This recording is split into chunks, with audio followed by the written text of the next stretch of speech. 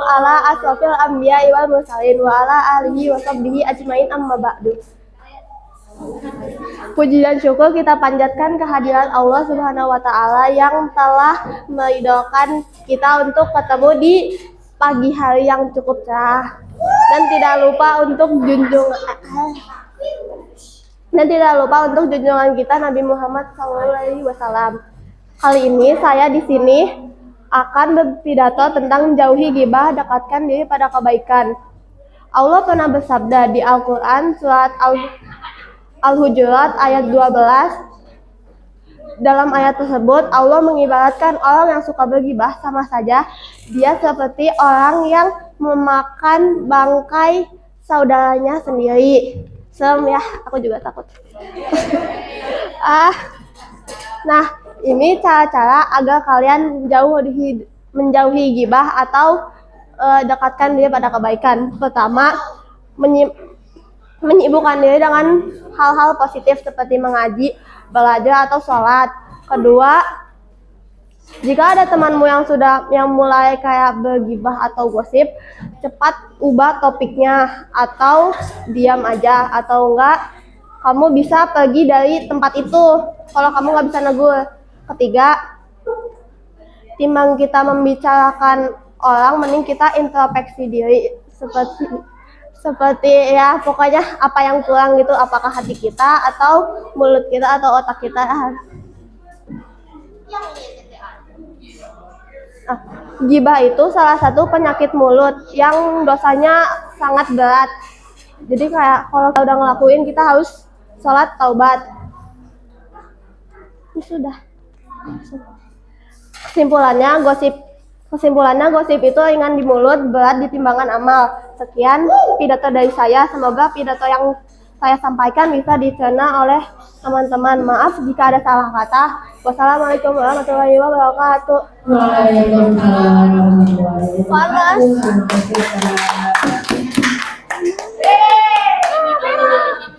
Berikutnya siapakah dia?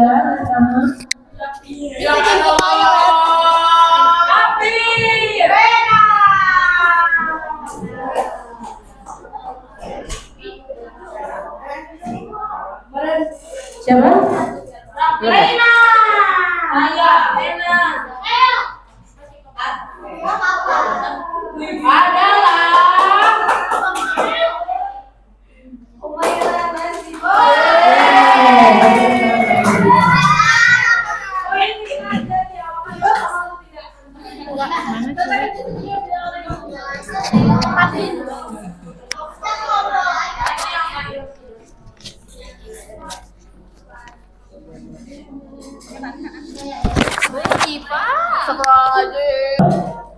Assalamualaikum warahmatullahi wabarakatuh.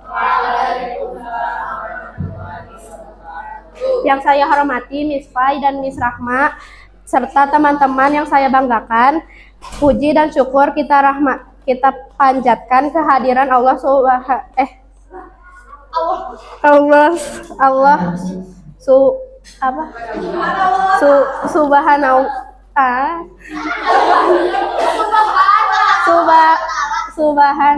wa ta'ala, karena atas rahmat dan karunia-Nya kita dapat berkumpul di sini dengan sehat walafiat. Hari ini saya akan menjelaskan satu hal yang sering dianggap sepele, yaitu menepati janji.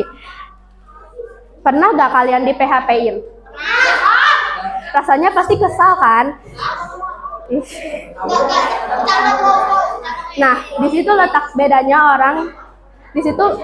bedanya orang yang beriman sama yang cuma ngaku-ngaku. Dalam agama kita, janji itu bukan sekedar hiasan mulut, tapi janji itu hutang. Rasulullah pernah bersabda, ada tanda orang munafik itu ada 3, yaitu jika berkata ia berdusta, jika berjanji ia mengingkari, dan jika diberi amanah ia berkhianat. Hadis riwayat Bukhari dan Muslim. Makanya orang yang beriman itu simpelnya gini. Omongannya bisa dipegang. Kalau bilang besok jam 8, ya beneran datang jam 8. Ya kalau bilang mau bantu, ya beneran dibantu. Kita juga bisa meneladani sosok Nabi Muhammad yang dikenal gelarnya yaitu Al-Amin, yang artinya dapat dipercaya. Sebelum beliau diangkat menjadi nabi, beliau sudah terkenal karena selalu menepati janji dan menjaga amanah. Kita nggak perlu jadi orang yang hebat atau yang kaya dulu untuk dihargai orang lain. Cukup jadi orang yang amanah. Kalau kata-kata kita bisa dipercaya, maka orang lain akan segan dan sayang sama kita. Dan yang paling penting Allah juga ridho sama kita. Jadi yuk kita mulai dari diri sendiri, jangan gampang bilang janji cuma untuk basa-basi. Mending bilang insya Allah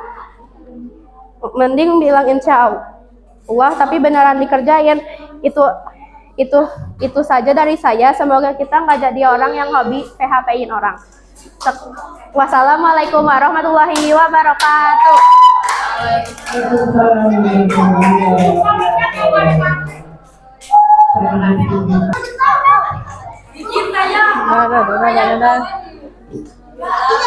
Assalamualaikum warahmatullahi wabarakatuh.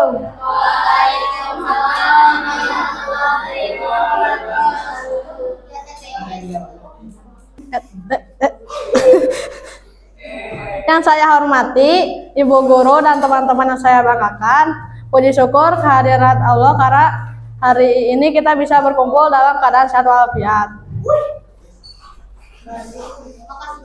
Hari ini saya akan pidato tentang jaga umat. Apa Miss? Peduli umat, jaga isu dunia. Teman-teman, apakah kalian pernah merasa sedih ketika nonton berita di TV? Misalnya, melihat anak-anak di Gaza yang sekolahnya hancur, atau teman-teman di NTT yang susah mendapatkan air yang bersih. Kalau pernah, berarti kalian memiliki hati yang peduli terhadap sesama umat manusia. Kenapa kita harus peduli? Nabi Muhammad SAW pernah bersabda, perumpamaan orang-orang beriman dalam hal mengasihi, mencintai dan menyayangi bagaikan satu tubuh. Apabila salah satu tubuh sakit, maka seluruh tubuh akan merasakan sakitnya. Hadis rawi ya, Bukhari dan Muslim. Oleh karena itu, kita jangan cuma main game, nonton, dan scroll TikTok terus. Sesekali kita mencari tahu kenapa ya di sana ada perang, atau kenapa di NTT susah mendapatkan air yang bersih. Dengan mencari tahu, kita bisa melakukan mereka dan berdonasi secukupnya.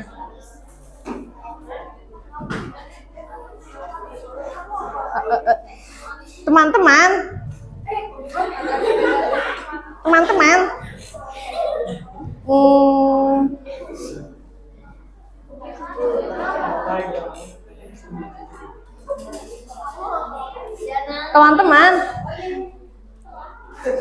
kita itu harus berhenti jadi penonton. Peduli itu bukan cuma bilang kasihan ya, setelah itu lanjut scroll TikTok lagi. Peduli itu harus ada aksinya. Contoh paling gampang, di NTT kan susah mendapatkan air yang bersih, maka kita di sekolah harus hemat air wudhu dan cuci tangan. Kita gunakan air secukupnya saja.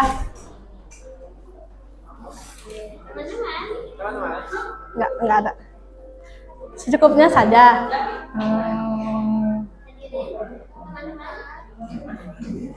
Secukupnya saja.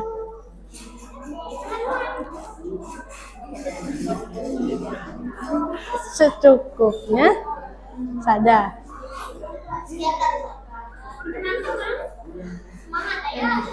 Aku lupa yang mana ya.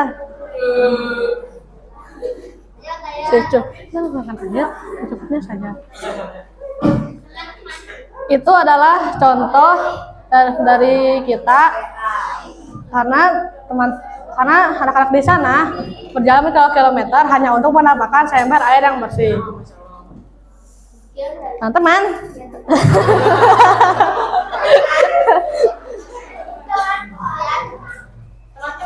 menjadi anak pintar itu hebat, mendapatkan S1 itu keren. Tetapi menjadi anak pintar dan memiliki hati yang peduli itu jauh lebih hebat dan keren.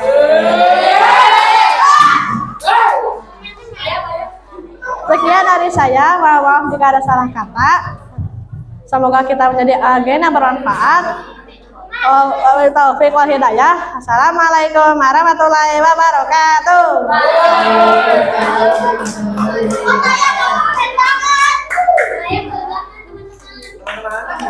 Teman-teman.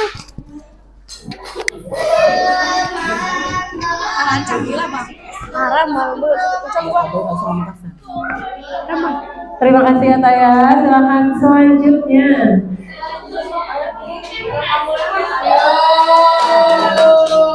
Silakan Bini. Oke, perhatikan ya. Di sini. Oh, shit. Udah, Mi. Assalamualaikum warahmatullahi wabarakatuh. Yang saya hormati Miss Fai dan Miss Rahma serta teman-teman yang saya banggakan. Puji syukur kita panjatkan kehadirat Allah Subhanahu wa taala karena atas karunia-Nya dan rahmatnya kita dapat berkumpul di tempat ini dengan keadaan sehat walafiat. Pada kesempatan kali ini saya akan menyampaikan pidato mengenai pentingnya menjaga pandangan dan menjaga kehormatan, khususnya bagi kita generasi muda ini. Teman-teman sekalian, di era sekarang ini informasi dapat diakses kapan saja di mana saja. Namun kemudahan ini juga membuat tantangan yang cukup besar, seperti yang seharusnya kita tidak lihat, alat dengan mudahnya muncul di hadapan kita. Di sini pentingnya menjaga pandangan. Menjaga pandangan bukan berarti kita harus menutup mata dari dunia, tetapi bagaimana kita bisa melihat apa yang boleh kita lihat dan apa yang kita tidak boleh lihat. Karena apa yang kita lihat akan memengaruhi pikiran kita dan pikiran kita akan memengaruhi tingkah laku kita. Teman-teman, menjaga pandangan adalah langkah awal kita untuk menjaga kehormatan. Jika kita tidak dapat menjaga pandangan, akan sulit bagi kita untuk menjaga sikap dan perilaku. Ada sebuah kisah teladan dari Nabi Yusuf alaihissalam. Beliau adalah orang yang sangat menghormati dirinya sendiri. Ketika dihadapkan pada godaan yang cukup besar, dia lebih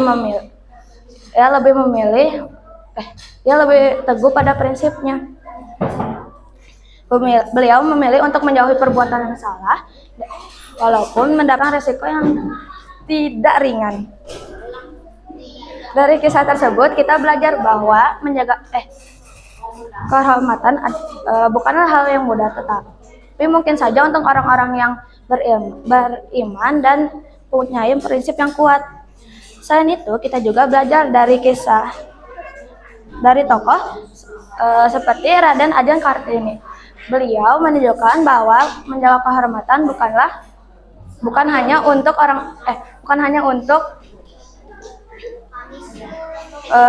kayak menjaga diri dari hal buruk gitu, tapi juga tentang kayak menjaga nilai, martabat, sama tujuan hidup.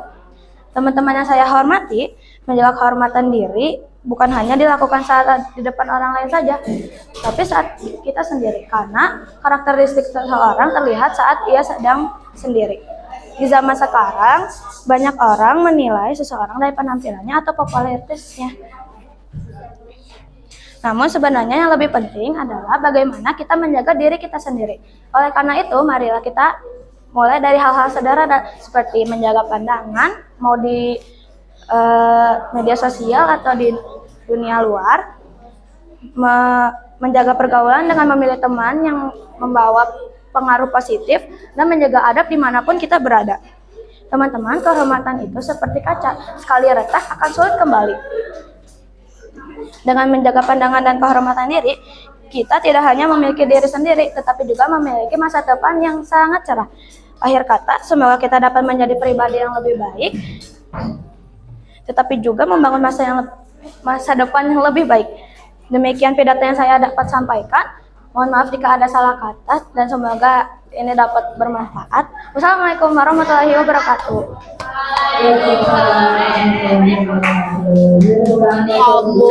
Kamu pidato tentang jaga pandangan. Assalamualaikum warahmatullahi wabarakatuh.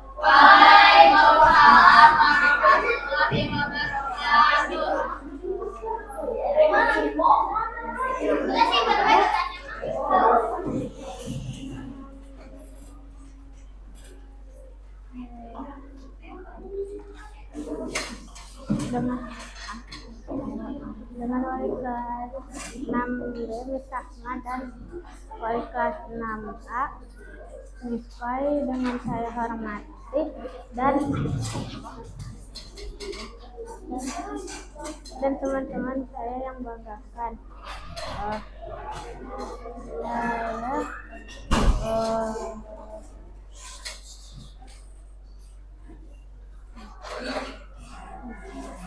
Saya akan berpidato tentang rumah bersih dan hidup nyaman. Jadi kalau mau rumahnya bersih, kita harus membereskannya.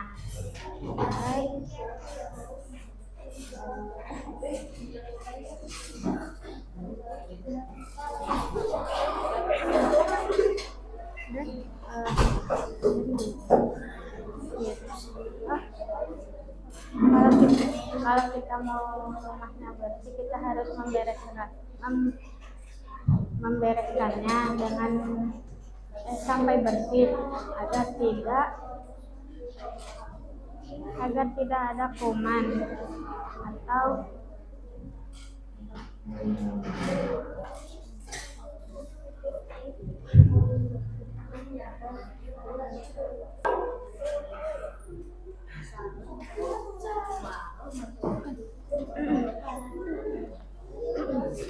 jadi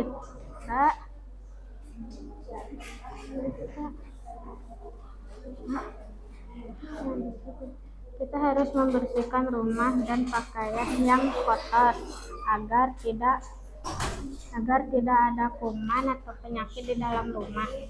Dan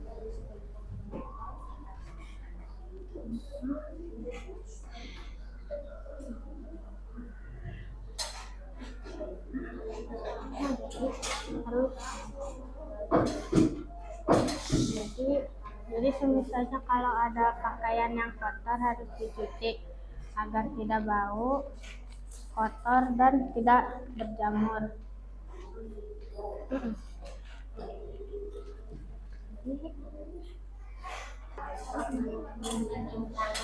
Kalau barang-barang yang ada di dalam rumah tidak kotor, kita juga akan nyaman di dalam rumah dan tidak sakit-sakitan.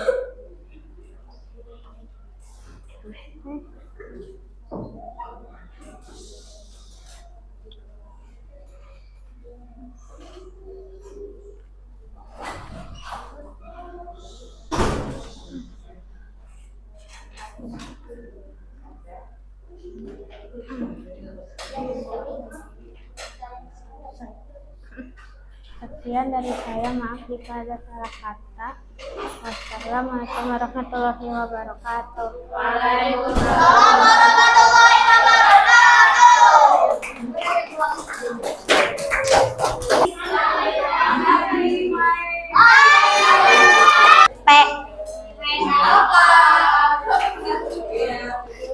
Mulai. Ya, silakan. Assalamualaikum warahmatullahi wabarakatuh. Waalaikumsalam.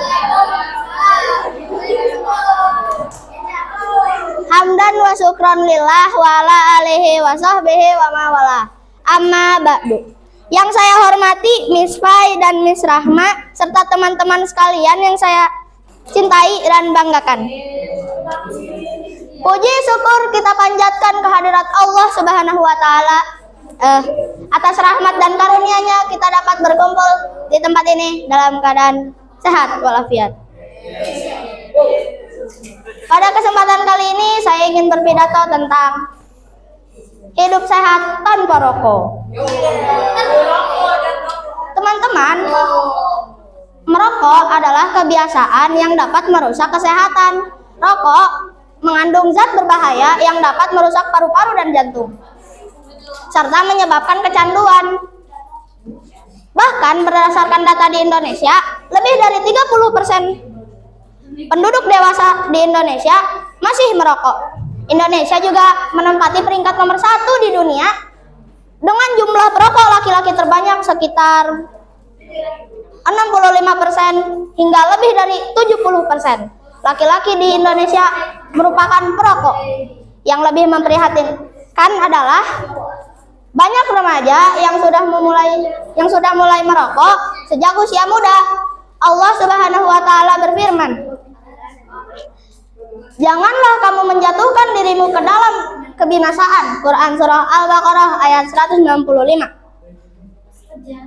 Teman-teman, dalam kehidupan sehari-hari kita juga diajarkan untuk menjaga diri dari hal-hal yang berbahaya, yang membahayakan baik untuk diri sendiri ataupun orang lain. Merokok bukan hanya berdampak buruk kepada diri sendiri, tetapi orang di sekitar kita yang ikut menghirup udaranya, asapnya. Oleh karena itu, kita harus lebih sadar akan pentingnya menjaga kesehatan. Rasulullah Shallallahu Alaihi Wasallam juga bersabda, tidak boleh membahayakan diri sendiri dan orang lain. Hadis riwayat Ibnu Majah.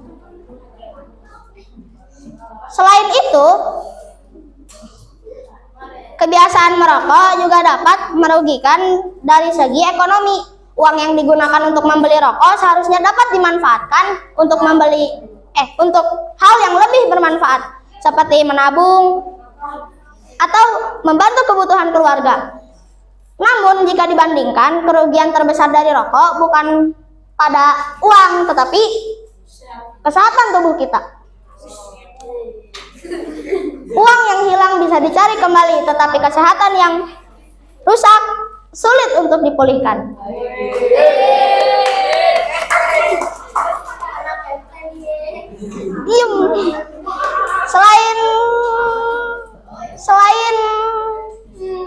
Selain membahayakan diri sendiri, rokok juga membahayakan orang lain. Oleh karena itu, kita harus berkata tidak pada rokok. Mari kita menjaga kesehatan dengan tidak merokok dan menerapkan pola hidup sehat.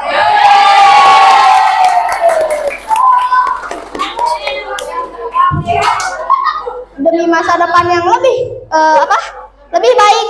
Terima kasih atas perhatiannya. Wassalamualaikum warahmatullahi wabarakatuh.